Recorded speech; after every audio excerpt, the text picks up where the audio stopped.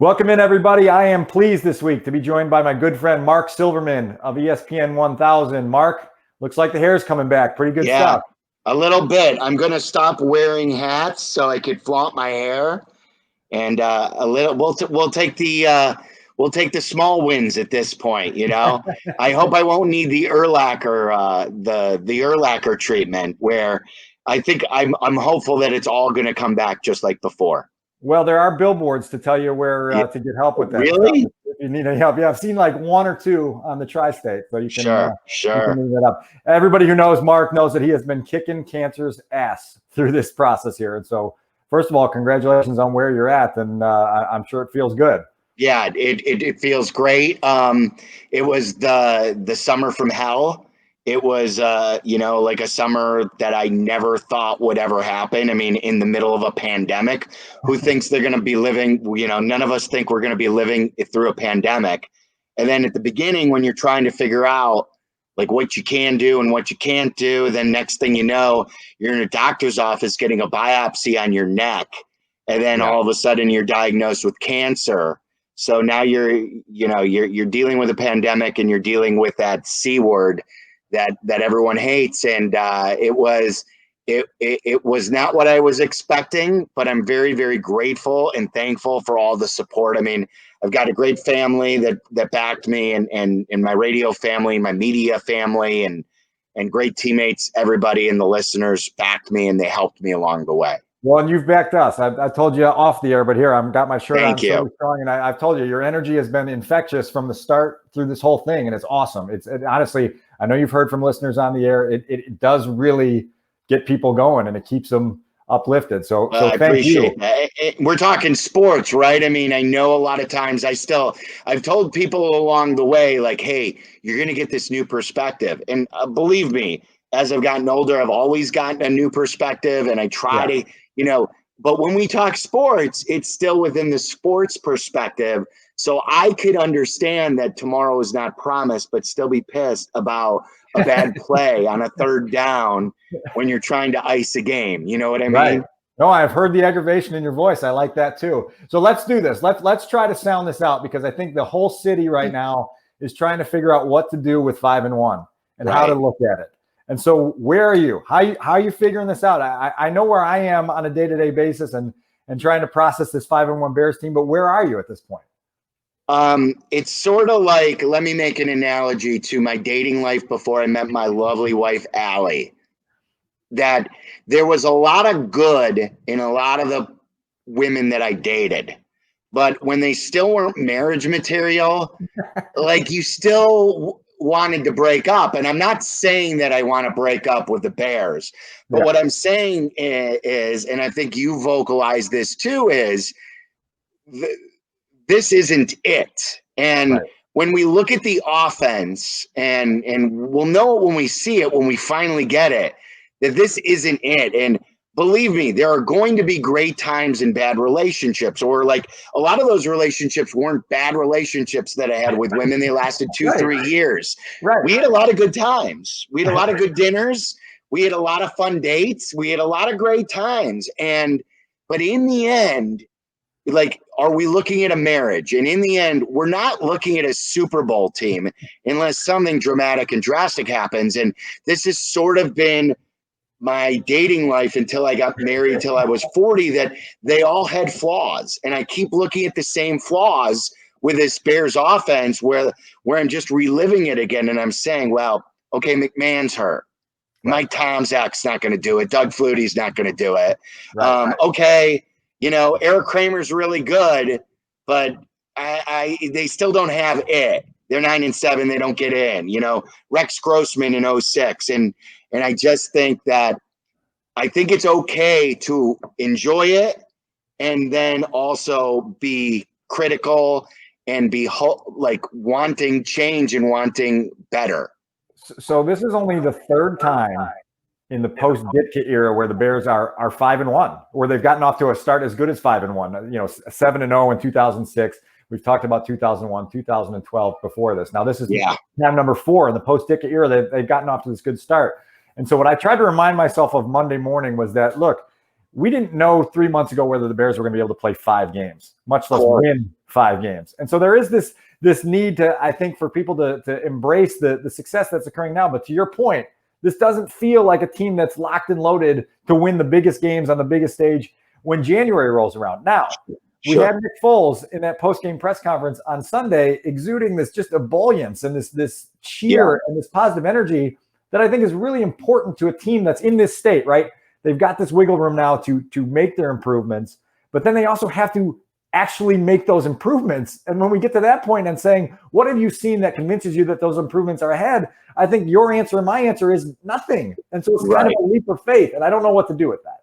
Right. And I think there are times where you're my meathead meter, because like I could go meathead as well as anybody, not quite Cap level, but and like we were texting during Sunday's press conference or afterwards, like I go to the Bears website, I don't get the Zoom code. I can never, they won't let me in that way. But we were joking about that on the air because I want to go in one day and I want to ask Matt, did you see the Chiefs game where they ran it 46 times? Right. But so I go on the Bears website just like a fan does, and I watch all the post game while I'm watching the Red Zone. And there is, though, a point where I'm pretty happy where what I saw from Nick Foles, and I didn't want to go too meathead and say, well, this is great, this is awesome, that the guy's exuding leadership. But I do think that that's an important quality to have. I was asking Waddle and the gang the other day, like, when did we have a leader quite like Nick Foles? There are flaws. There are totally flaws. And there are days he can look like Shane Matthews skill-wise. We know the floor can be really low with Nick and the ceiling can be really high with Nick, and it can fluctuate a lot. But what I liked was I felt like we had an adult in the room at the quarterback position who has been there, done that, and knows something along this evolution path. To win at the highest level in this league, your quarterback has to be a hub of energy. And I had a GM tell me once, he's got to be a fueling station. You got to go in that locker room, and guys have to go there to plug in and fuel up. And Foles has that about him. I was thinking Sunday night that if Jay had, 1/5 of this type of engaging, infectious charisma that brings everybody together, the Bears would have won, 3 NFC championships under him in 8 years. Or whatever it was. And like the thing about it was that like Jay always cared, but like as you know, Jay didn't suffer fools, and there's always going to be fools in a locker room. And so when you need to go above and look past that and just lead all these different types of people, no matter how they may act or how they may play, that you still got to lead. And I think Foles is that guy. And I think the team will gravitate to that. And now let's hope the offensive production goes up. So not only do we see the leadership, but then we see, oh yeah, he was right. Because here's what people saw on Sunday afternoon. They saw a delay of game penalty after a timeout. It said inexcusable. They saw 3 plays from the 1-yard line that made it look like you and I were trying to score against the Panthers defensive front. They saw an interception that Nick Foles threw in the second half that's as bad of an interception as we've seen in Chicago in 15 years. And we've seen a lot of bad interceptions. And you say, wow, how are we going to get past those deficiencies and flaws and make this happen? There is time. And I think that's what the 5-1 record buys you. It buys you, it gets rid of the anxiety and that desperation mode that we talked about at this time last year when we watched them lose to the Saints and the Chargers, and we knew the bottom fell out of the season, and that every improvement they were trying to make was surrounded by just this suffocating tension that's not there now. So now they've got wiggle room. They're going to be in the playoffs unless they colossally collapse in the last 10 weeks of the season. So if you can find your footing, and I think that's where Matt got to yesterday with, if we can get here by December, wow, now all of a sudden we've got a chance to pair up with a defense now. Like, let's not forget about this part of the conversation. This defense is playing at a really high level, and no, they're not getting the takeaway production that they got 2 years ago, but what they're doing inside the red zone right now is special, special stuff. And so this defense now is, again, championship caliber. You just got to pair it with an offense that I know you and Waddle have talked about forever. It's got to be average. You just got to get average. Like that, and like that, the expectations, like sometimes fans can have unrealistic expectations. And we've let it be known, be 18th, be 16th in the league, be 17th in the league. You've talked a lot about the 300 yards and 23 points or 21 points, 300 yards. Like, I don't want to look up and see Anthony Miller targeted 3 times and he has 8 yards at the end of the day. You know, I want to see more than a 3-yard average from David Montgomery. We want to see in the end in the 4-minute offense, instead of explaining in the press conference why they didn't run and why they chose to pass. The bottom line is you failed. Right. You failed to ice the game in the Tom Brady game against Tampa because you threw. And fine, okay, you wanted to be, quote, aggressive. I don't know what's not aggressive, though, about picking up a 3rd and 2 with the offensive line, like winning a battle. That's the ultimate aggressive nature is beat your guy. Our guy's going to gain 2 yards with the game on the line. We're going to run out the clock. You know, going back to the San Diego game last year where he said, did you watch the Colts game? And we didn't think about running and we didn't think about passing. It's all cool that you could rationalize and say, here's the why. And Matt likes to say, here's the why. Here's why we didn't run and pass in the Chargers game. Here's why we didn't run in the Tampa game. Here's why we didn't run in this last game against Carolina. But what do they all have in common, Dan? They were 0 for 3 in those situations trying to ice games. Now, they did win Tampa and they did win Carolina, and that's the bigger picture where you look at Matt Nagy and you look at his record, but still they have failed in icing those games offensively, which we want them to be better at. Well, and I think the disappointing part about that is Matt told you that they didn't run the ball with the Colts because the Colts have a really strong defensive front. Didn't run the ball well against the Buccaneers because the Buccaneers have a really strong defensive front. And then you went to Carolina where they didn't have a real strong defensive front. And they lost one of their best defensive linemen in Kawan Short last week. And then they played a lot of 2 deep safeties, allowing you to have more room in the box to establish it. You played from ahead the entire game, never trailed once. So you didn't have that excuse. We were behind. We had to play catch up. Still, you couldn't commit to the run. And when you try to use the run, it didn't work. And so if they have to make the concession that they are not good enough up front to run the ball on a consistent basis, this ties back to the entire city's anxiety of, okay, we're going to waste a championship caliber defense again because we don't have an offense good enough to pull its weight. And you have to run the ball to pull your weight on offense. It's proven fact in the NFL. You don't have to be 1980 style, 3 yards in a cloud of dust, but you have to run the ball with some sense of reliability to get to that next level. If they can't do that, they can't do that. And so here's where I get to as we kind of wrap to a close here. The 5-1 record has to be circled with red pen. It has to be highlighted with bright yellow highlighter and say, this is a beautiful thing. The Bears are 5-1. But I think you then watch just a little bit of tape on the Rams defense and you see Aaron Donald and you see Jalen Ramsey and you say, boy, the Bears didn't handle this well the last 2 years offensively against the Rams. If they go in on a primetime stage and get beaten down, well, all of these raw nerves are exposed once again. And we're looking at a Tuesday morning where this is what we all feared. The offense isn't good enough to help carry this thing. And then let me kind of give you the exact same conversation just with a loss. Just like how we could be upset during a win because it doesn't look right.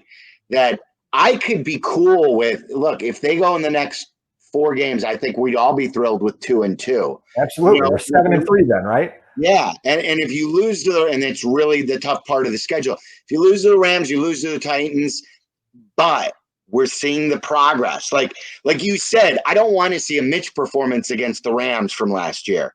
But if they go in there and they play a little better offensively and stuff happens in football and they lose, we're like, okay, now the greater picture could look better. So I'm going to say the exact same thing as I'm saying in wins. Right. I want to see it so I could get behind if they do lose. Now, you got to get 10 wins to get the postseason or whatever it's going to be.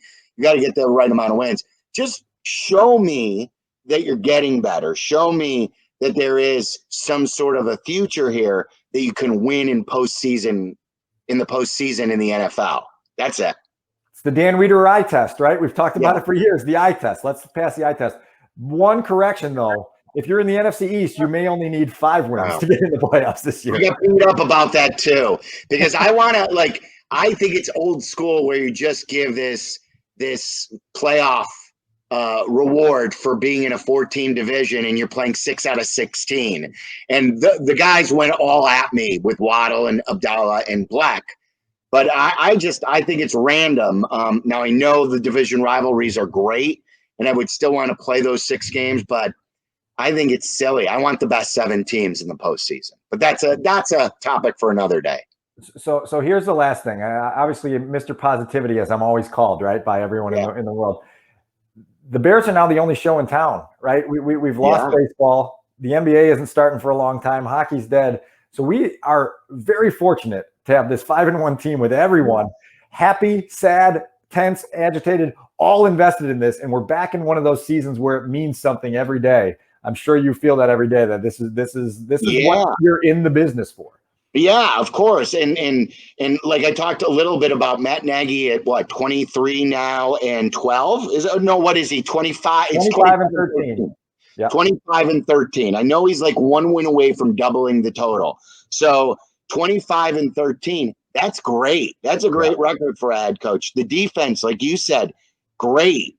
I like the leadership qualities of Nick Foles. I feel like there are a lot of good things, and winning football games is great. We've had too many bad football teams. So yes, that should not get lost on anybody when we talk about what the ultimate goal is. But there's a lot of good and certainly a lot of fun. I can't wait till Monday to see what they produce against the Rams. Well, it's safe to say we're both in for the ride, and so I think we solved it. I think we figured this whole thing out. So no, we didn't. Joining me. Always great to talk to you. See you, Dan. Thank you.